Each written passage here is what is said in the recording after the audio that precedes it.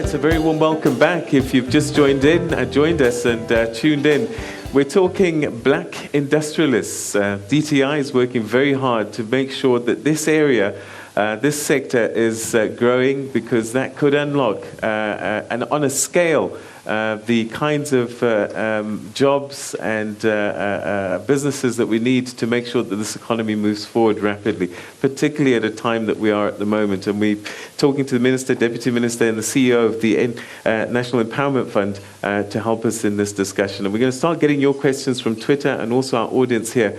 But just before we go to the floor, Minister, there's a term that I heard a while ago, but it's been hijacked by students at the moment. The missing middle. Now, I'm told that we've got SMMEs, and these SMMEs are the ones that are providing the biggest number of jobs and growing the economy at the fastest. Then you've got the big companies who are not growing particularly fast and are not going to create a hell of a lot more number of jobs. But it's that space in the middle that we really need to be working on, because the SMMEs also are failing, are struggling, but that middle section there perhaps holds the biggest hope. Is this Black Industrialist program going to be facilitating that middle to get bigger, to become those industrialists that are listed on the JSE, et cetera, et cetera? Well, I think we're looking to create industrialists across the board. In many of the subsectors of manufacturing, you find that there are original equipment manufacturers, possibly foreign multinationals who come into the country. They create a limited number of jobs, but what they also do is they procure components from larger numbers of companies that employ more people. So the motor industry, for example, it is about a quarter of the investment to create a job in auto components as in the OEMs, but if you don't have the OEMs, you don't have the auto components. So some of it is supplier development. It is to encourage medium-sized companies, even small companies in the manufacturing space, and there are already some, but they're not enough. But I think that what is really missing in manufacturing is we don't have any really leading players who are sitting at the top of manufacturing value chains. I have, when I launched the program a little while ago, I said, well, in Nigeria, we have Mr. Aliko Dangote, who is in charge of cement companies that are invested around the continent, including in this country. We don't have an equivalent of Mr. Dangote in manufacturing. I think we'd like to see them as well. So I think we're looking to encourage Black industrialists across the board, not any particular level at this stage. But I do think, as I said, that small companies can come into this space, and small companies can come in to start with as supplier developers and in playing that space, but also in services that are related to manufacturing. The definition of the program, as I said earlier, is quite tight. You have to be involved in what is a recognized manufacturing activity in sectors that are defined, and you have to be at the head of a company, and you have to have personal risk, and you have to be personally involved.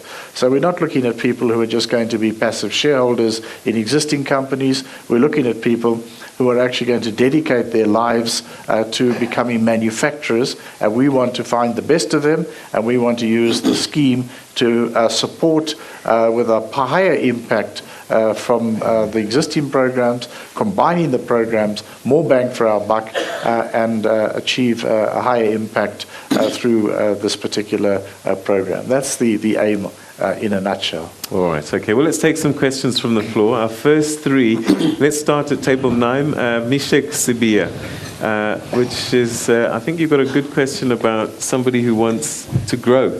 Mr. Sibia?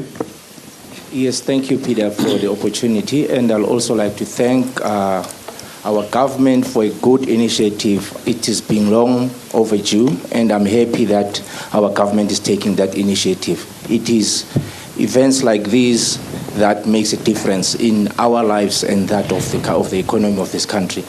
My name is Mishak Sibia, as you've mentioned. I am owner of a company called Sibia Payloader. I would most importantly like to say to the minister that you now have your Mr. Dangote. I wish I'd give you that with your support.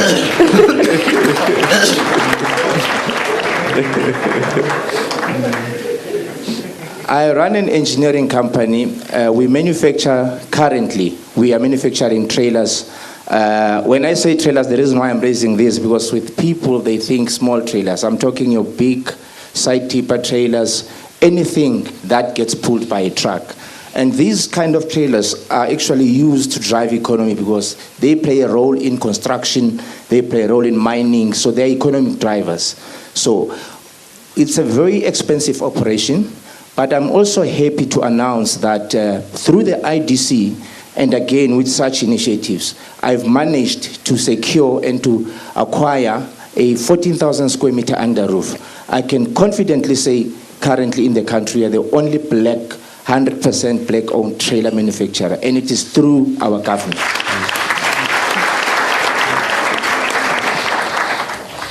With that said, it is also important to bear in mind that these are expensive operations, and we would need funding to penetrate the market. Now, when I say funding, I'm now referring to working capital, because it plays a major role when you're starting a business and you're entering into a space that has been dominated and controlled by a minority.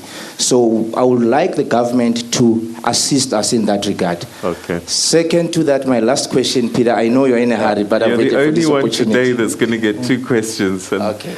Okay. All right, thanks. But I'm saying, what I want to know is if government, with this initiative, are able to help us get into that space, especially with funding.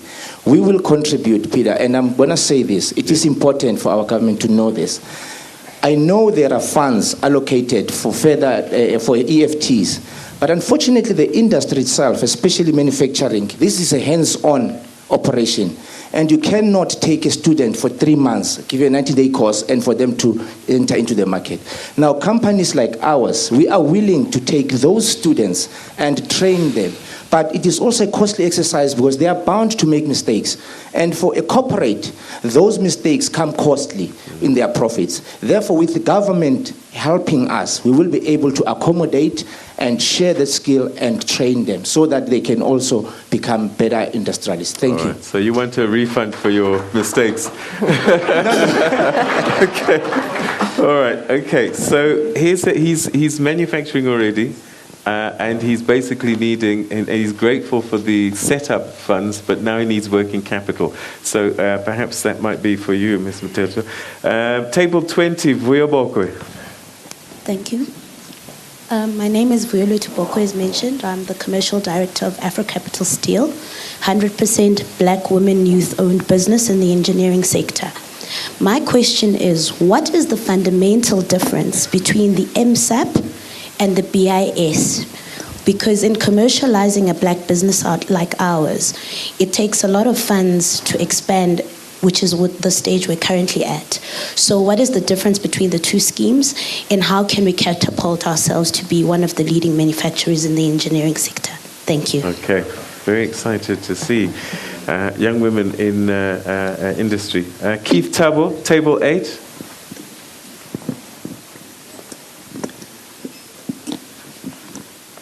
Yeah. No. The people in Kenya won't hear you without a microphone. Morning, Peter. I'm Keith Tabo, the president of NAMEC. We've had frustrations for applications for funding, for expansion, from NEF, from IDC. The CEO of IDC has been avoiding me. He was my lecturer of auditing at the university, of course. He sent a lady last week to our office. We've got a contract running over $1 billion, Minister. And then this Black Industrialist program to us, it's a fluke. It's like the department, particularly your department and the treasury, has been misleading black people for the number of years. And we've been frustrated. And we are considering going to Constitutional Court and getting other black people to, because we hired women, young kids at our factory at Randburg. But now, the manner in which you have appointed those people who are business analysts, they don't understand. They've got their own criteria, and which is tailor-made to benefit white companies. So we need money as tomorrow.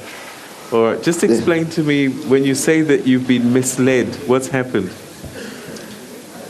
Peter, I've been in the industry all my life. I've been in all this game. And these programs, you can name a number of black people. These programs largely benefit whites. You can get the data from them. And then I don't know how to people get, because you have to expand your business. We are running a manufacturing concern. You have to get components abroad. You have to get them immediately to get paid. Some of these components, for you to expand, you'll need hundreds of millions. The government constitutionally should help us. Where do I get the collateral for 200 million? I mean, it's madness. Okay. I can't even go to the bank. Wow. Thank you. Okay, so let's start with some of them are linked, I guess, Keith and Mishek, and it is about funding.